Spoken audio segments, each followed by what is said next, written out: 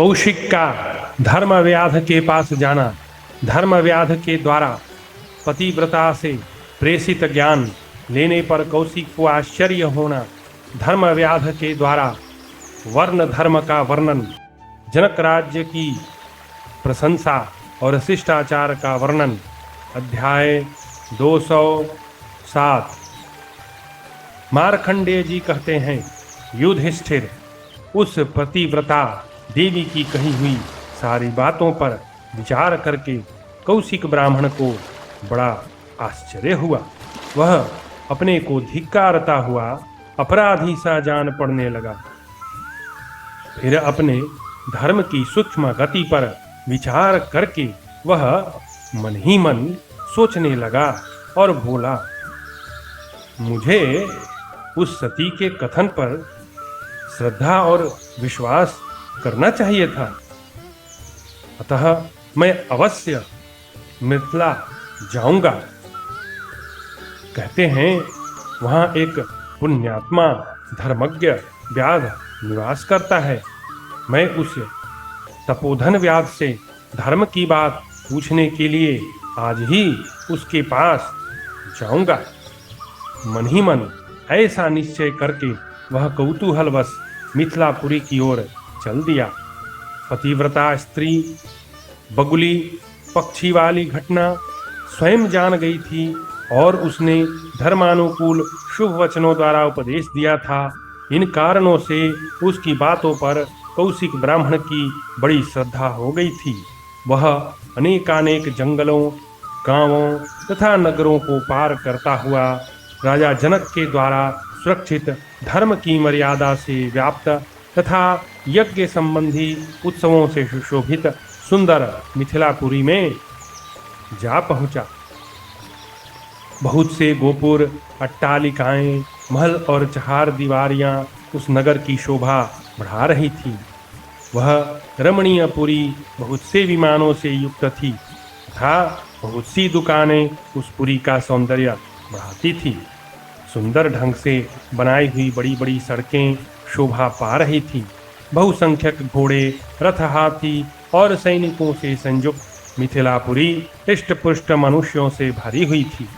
वहाँ नित्य नाना प्रकार के उत्सव होते रहते थे और अनेक प्रकार की घटनाएं घटित होती थीं।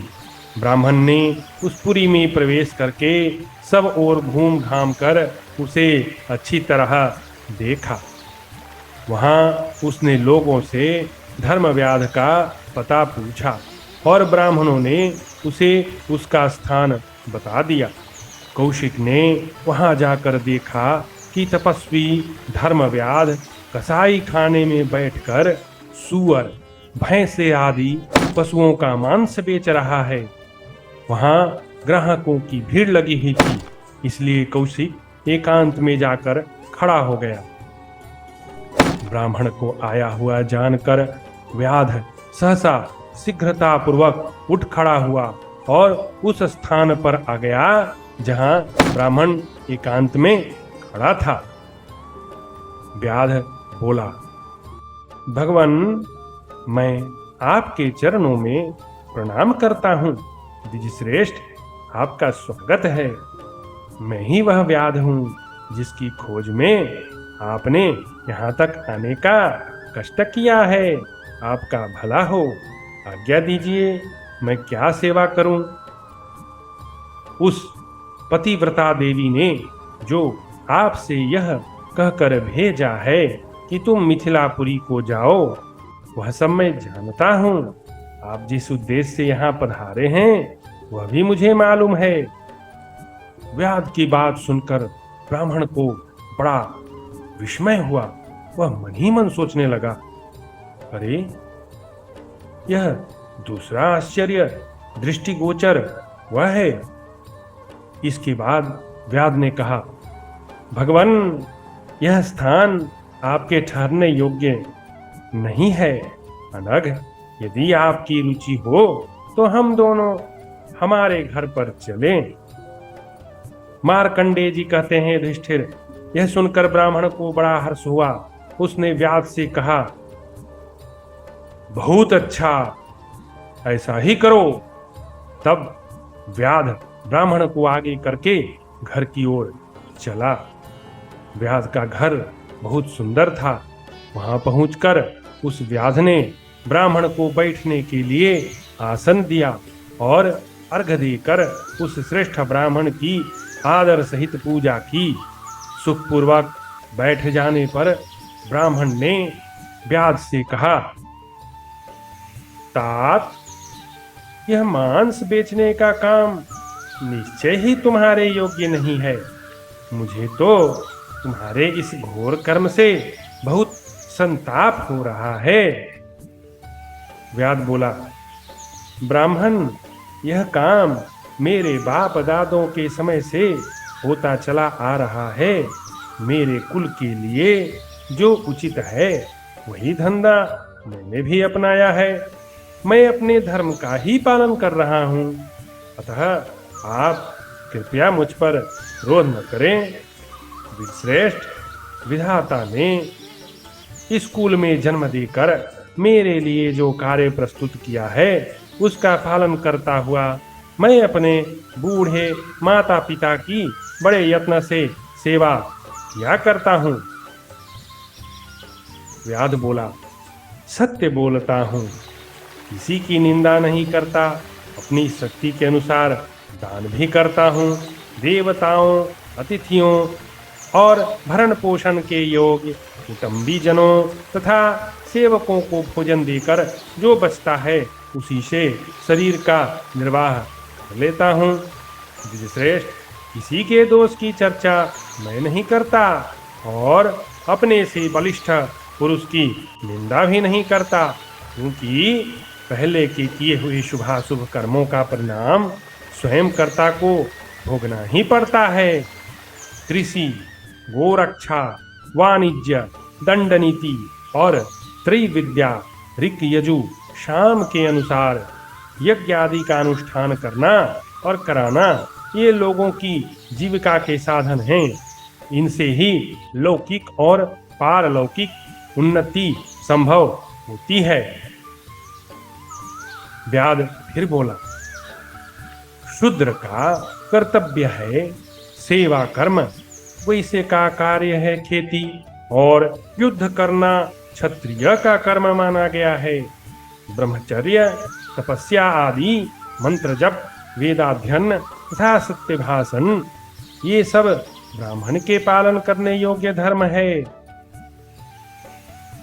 राजा अपने अपने वर्णाश्रमोचित कर्म में लगी हुई प्रजा का धर्म पूर्वक शासन करता है, और जो कोई अपने कर्मों से गिरकर विपरीत दिशा में जा रहे हों उन्हें पुनः अपने कर्तव्य के पालन में लगाता है।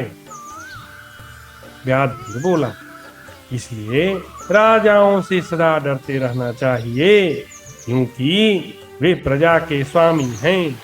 जो लोग धर्म के विपरीत कार्य करते हैं उन्हें राजा दंड द्वारा उसी प्रकार पाप से रोकते हैं जैसे बाणों द्वारा वे हिंसक पशुओं को हिंसा से रोकते हैं।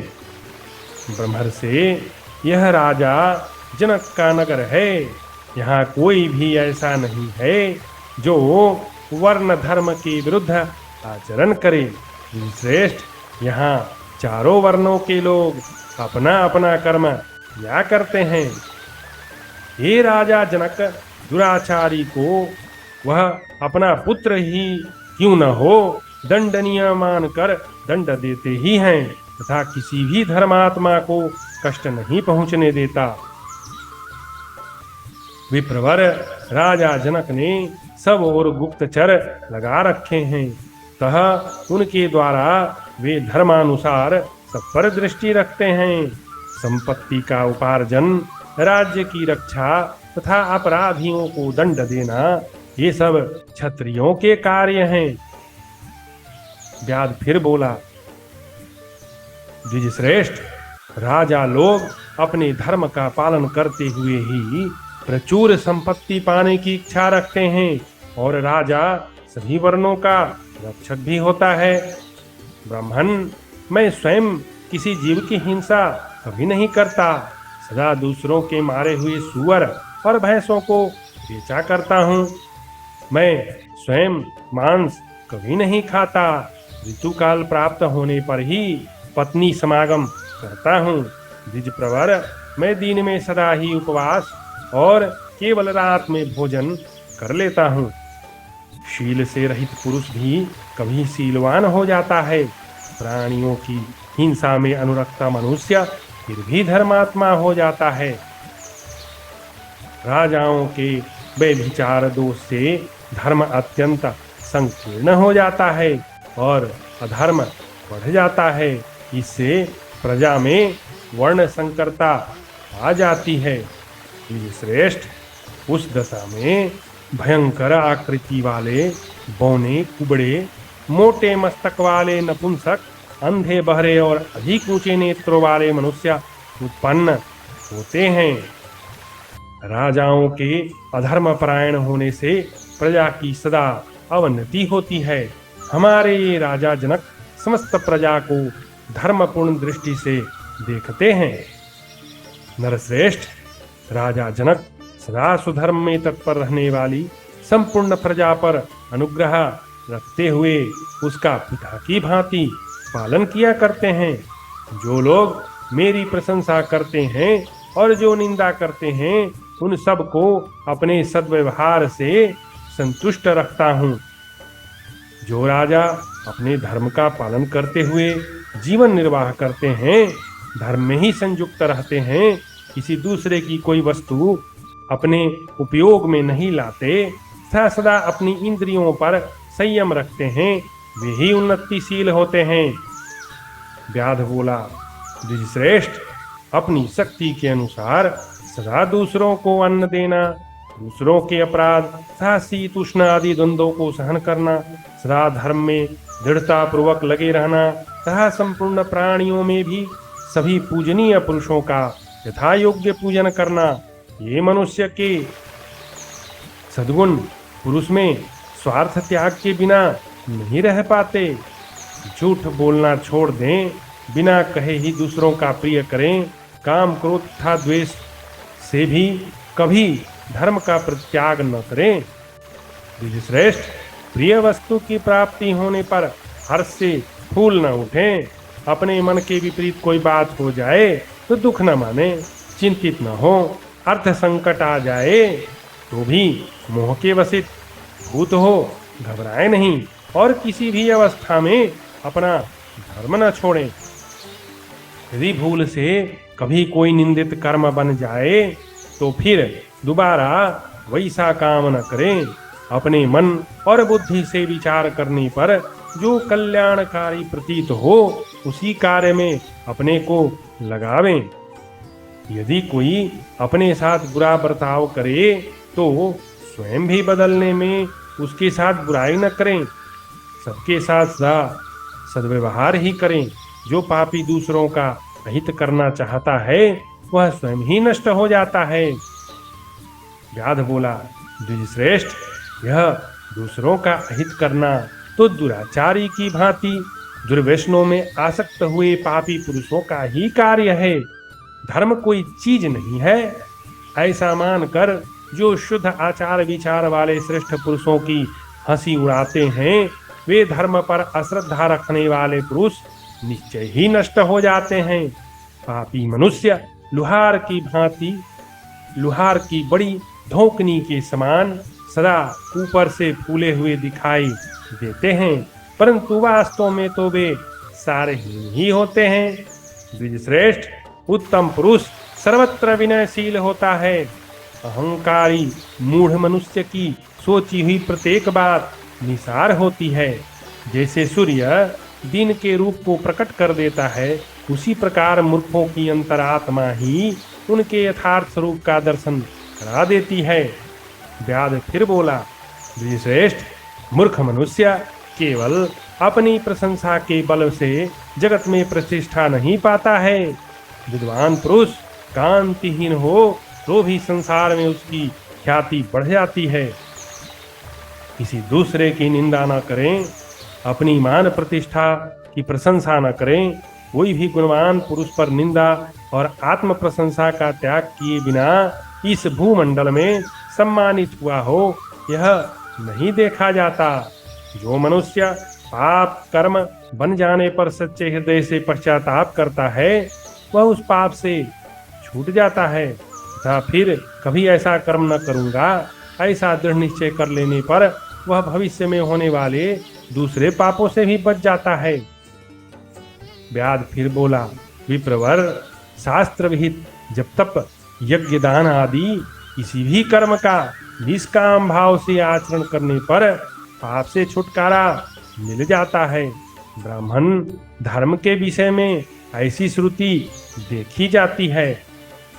पहले का धर्मशील पुरुष भी यदि अनजान में यहाँ कोई पाप कर बैठे तो वह पीछे निष्काम पुण्य कर्म द्वारा उस पाप को नष्ट कर देता है। राजन, मनुष्यों का धर्म ही यहाँ प्रमादवश किए हुए उनके पापों को दूर कर देता है। व्याध बोला, द्विजश्रेष्ठ, जो मनुष्य पाप करके भी यह मानता है कि मैं पापी नहीं हूँ, वह भूल करता है, क्योंकि देवता उसे और उसके पाप को देखते हैं तथा उसी के भीतर बैठा हुआ परमात्मा भी देखता है। श्रद्धालु मनुष्य दूसरों के दोष देखना छोड़कर सदा सबके हित की इच्छा करे। जो पापी अपने दोषों की ओर से आंखें बंद करके सदा दूसरे श्रेष्ठ पुरुषों के दोषों को ही कपड़े के छेदों की भांति अधिकाधिक प्रकट करता है और बढ़ाता है, वह मृत्यु के पश्चात नष्ट हो जाता है, परलोक में उसे कोई सुख नहीं मिलता। व्याध बोला, द्विजश्रेष्ठ, यदि मनुष्य पाप करके भी कल्याणकारी कर्म में लग जाता है तो वह महामेघ से मुतः हुए चंद्रमा की भांति सब पापों से मुक्त हो जाता है। जैसे सूर्य उदय होने पर पहले के अंधकार को नष्ट कर देता है, उसी प्रकार कल्याणकारी शुभ कर्म का निष्काम भाव से अनुष्ठान करने वाला पुरुष सब पापों से छुटकारा पा जाता है।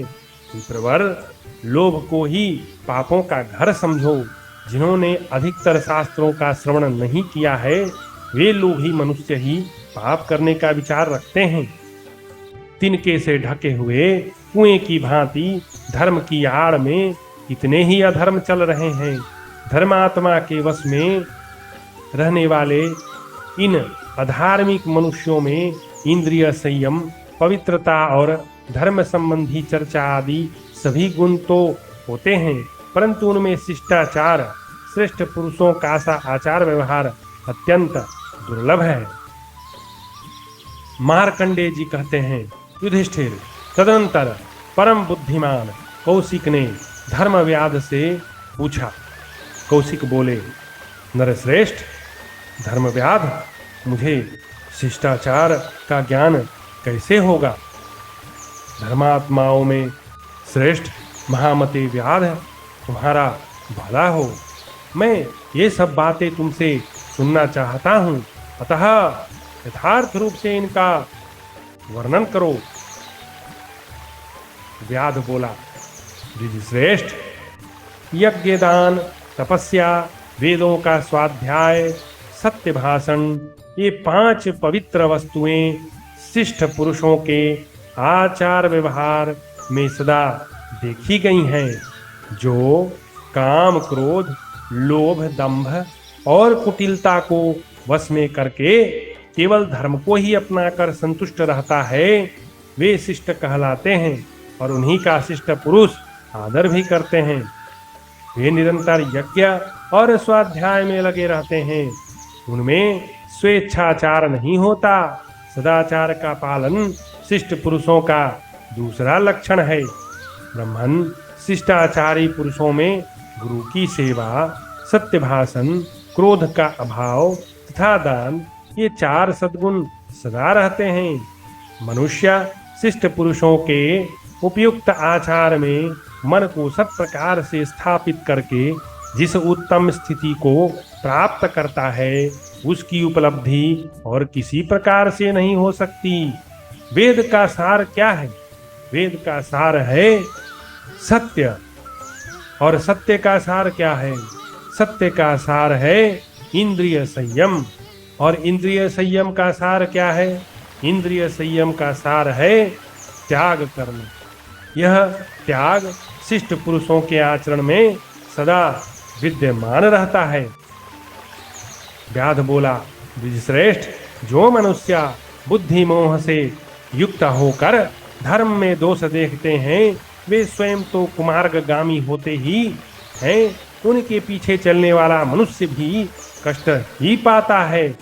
जो शिष्ट हैं वे सदा ही नियमित जीवन व्यतीत करते हैं, वेदों के स्वाध्याय में तत्पर और त्यागी होते हैं, धर्म के मार्ग पर चलते हैं और सत्य धर्म को ही अपना परमाश्रय मानते हैं। व्याध बोला, द्विजश्रेष्ठ, शिष्टाचार परायण मनुष्य अपनी उत्तम बुद्धि को भी संयम में रखते हैं, गुरु के सिद्धांत के अनुसार चलते हैं और मर्यादा में स्थित होकर धर्म और अर्थ पर ही दृष्टि रखते हैं। इसलिए तुम नास्तिक, धर्म की मर्यादा भंग करने वाले, क्रूर तथा पापपूर्ण विचार रखने वाले पुरुषों का साथ छोड़ दो और ज्ञान का आश्रय लेकर धर्मात्मा पुरुषों की सेवा में तत्पर रहो। व्याध बोला, द्विजश्रेष्ठ, जानते हो, यह शरीर एक नदी की भांति है। इसमें जो 5 इंद्रियां हैं वे नदी में जल के समान हैं। काम और क्रोध रूपी मगरमच्छ उसके भीतर रहते हैं और जन्म और मृत्यु के दुर्गम प्रदेश में यह शरीर रूपी नदी बह रही है। तो तुम धैर्य की नाव पर बैठो और इसके दुर्गम स्थानों को, जन्म आदि क्लेशों को पार कर जाओ। जैसे कोई भी रंग सफेद कपड़े पर ही अच्छी तरह खिलता है, इसी प्रकार शिष्टाचार पालन करने वाले पुरुष में ही क्रमशः संचित किया हुआ बुद्धि योगमय महान धर्म भली भांति प्रकाशित होता है। व्याध बोला, अहिंसा और सत्य भाषण ये समस्त प्राणियों के लिए अत्यंत हितकर हैं। अहिंसा सबसे महान धर्म है, परंतु वह सत्य में ही प्रतिष्ठित है। सत्य के ही आधार पर श्रेष्ठ पुरुषों के सभी कार्य आरंभ होते हैं। व्याध बोला, द्विजश्रेष्ठ, अतः शिष्ट पुरुषों के आचार में ही गृहीत सत्य ही सबसे अधिक गौरव की वस्तु है। सदाचार ही श्रेष्ठ पुरुषों का धर्म है। सदाचार से ही संतों की पहचान होती है। द्विजश्रेष्ठ, जिस जीव की जैसी प्रकृति होती है वह अपनी प्रकृति का ही अनुसरण करता है। अपने मन को वश में न रखने वाला पापात्मा मनुष्य ही काम क्रोध आदि दोषों को प्राप्त होता है। द्विजश्रेष्ठ, जो आरंभ न्याय युक्त हो वही धर्म कहा गया है। इसके विपरीत जो अनाचार है वह अधर्म है। ऐसा शिष्ट पुरुषों का कथन है। जिनमें क्रोध का अभाव है, जो दूसरों के दोष नहीं देखते, जिनमें अहंकार और ईर्ष्या का अभाव है, जो सरल तथा मनोनिग्रह से संपन्न है, वे शिष्टाचारी कहलाते हैं। व्याध बोला, नरश्रेष्ठ, जो तीनों वेदों के विद्वानों में श्रेष्ठ, पवित्र, सदाचारी, मनस्वी, गुरु सेवक और जितेंद्रिय है, वे शिष्टाचारी कहलाते हैं। द्विजश्रेष्ठ, जो सत्व गुण से संपन्न है, जिनके आचार और कर्म पापियों के लिए कठिन हैं, तथा जो संसार में अपने सत्कर्मों के द्वारा सत्कृत हैं, उनके हिंसा आदि दोष स्वतः नष्ट हो जाते हैं। जिसका श्रेष्ठ पुरुषों ने पालन किया है, जो अनादि सनातन और नित्य है, उस धर्म को धर्म दृष्टि से ही देखने वाले मनीषी पुरुष स्वर्गलोक में जाते हैं। जो आस्तिक, अहंकार शून्य ब्राह्मणों का समादर करने वाले विद्वान और सदाचार से संपन्न हैं, वे श्रेष्ठ पुरुष स्वर्ग में निवास करते हैं। जिसका वेदों में वर्णन है वह धर्म का पहला लक्षण है। धर्मशास्त्रों में जिसका प्रतिपादन किया गया है वह धर्म का दूसरा लक्षण है। और शिष्टाचार धर्म का तीसरा लक्षण है। इस प्रकार शिष्ट पुरुषों ने धर्म के 3 लक्षण स्वीकार किए हैं। द्विजश्रेष्ठ, सब विद्याओं का अध्ययन, सब तीर्थों में स्नान, क्षमा, सत्य, सरलता और शौच, पवित्रता, ये श्रेष्ठ पुरुषों के आचार को लक्षित कराने वाले हैं। जो समस्त प्राणियों पर दया करते हैं, सदा अहिंसा धर्म के पालन में तत्पर रहते हैं, कभी किसी से कटु वचन नहीं बोलते, ऐसे संत सदा समस्त द्विजों के प्रिय होते हैं। फिर व्याध बोला, नरश्रेष्ठ, जो शुभ और अशुभ कर्मों के फल संचय से संबंध रखने वाले परिणाम को जानते हैं, वे शिष्ट कहे गए हैं और शिष्ट पुरुषों में उनका समादर होता है। जो न्यायपरायण, सद्गुण संपन्न, सब लोगों का हित करने वाले, हिंसा रहित और सन्मार्ग पर चलने वाले हैं, वे श्रेष्ठ पुरुष स्वर्गलोक पर विजय प्राप्त करते हैं। द्विजश्रेष्ठ, जो सबको दान देने वाले, अपने कुटुंबी जनों में प्रत्येक वस्तु को समान रूप से बांटकर उसका उपयोग करने वाले, दीन जनों पर कृपा भाव बनाए रखने वाले, शास्त्र ज्ञान के धनी, सबके लिए समादरणीय, तपस्वी और समस्त प्राणियों के प्रति दयालु हैं, वे श्रेष्ठ पुरुषों द्वारा सम्मानित शिष्ट कहे गए हैं। जो दान से अवशिष्ट वस्तु का उपयोग करने वाले हैं, वे श्रेष्ठ पुरुष इस लोक में संपत्ति और परलोक में सुखमय लोक प्राप्त करते हैं। शिष्ट पुरुषों के पास जब उत्तम पुरुष कुछ मांगने के लिए पधारते हैं, उस समय वे अपनी स्त्री तथा कुटुंबी जनों को कष्ट देकर सभी मनोयोग पूर्वक अपनी शक्ति से अधिक दान देते हैं। न्याय पूर्वक लोक यात्रा का निर्वाह कैसे हो, धर्म की रक्षा और आत्मा का कल्याण किस प्रकार हो, इन्हीं बातों की ओर उनकी दृष्टि सदा बनी रहती है। फिर व्याध ब्राह्मण से बोला, द्विजश्रेष्ठ, ऐसा बर्ताव करने वाले संत पुरुष अनंत काल तक उन्नति की ओर अग्रसर होते रहते हैं।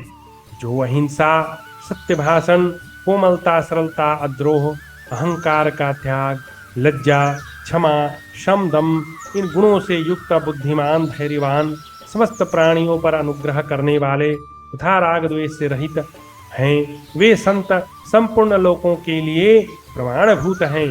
श्रेष्ठ पुरुष 3 ही पद बताते हैं। वह क्या है? ब्राह्मण सुनिए, किसी से द्रोह न करें, दान करें और सदा सत्य ही बोलें।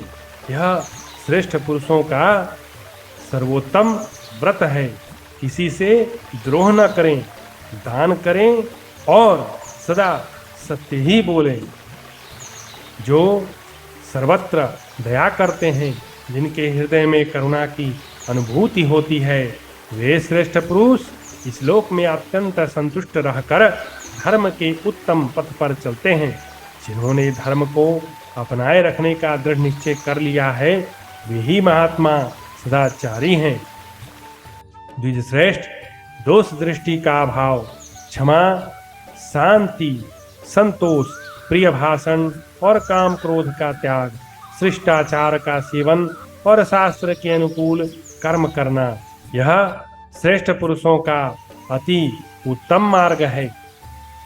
द्विजश्रेष्ठ, जो धर्मात्मा पुरुष सदा शिष्टाचार का सेवन करते हैं और प्रज्ञारूपी प्रसाद पर आरूढ़ हो भांत भांति के लोक चरित्रों का निरीक्षण तथा अत्यंत पुण्य एवं पाप कर्मों की समीक्षा करते हैं, वे महान भय से सदा के लिए मुक्त हो जाते हैं।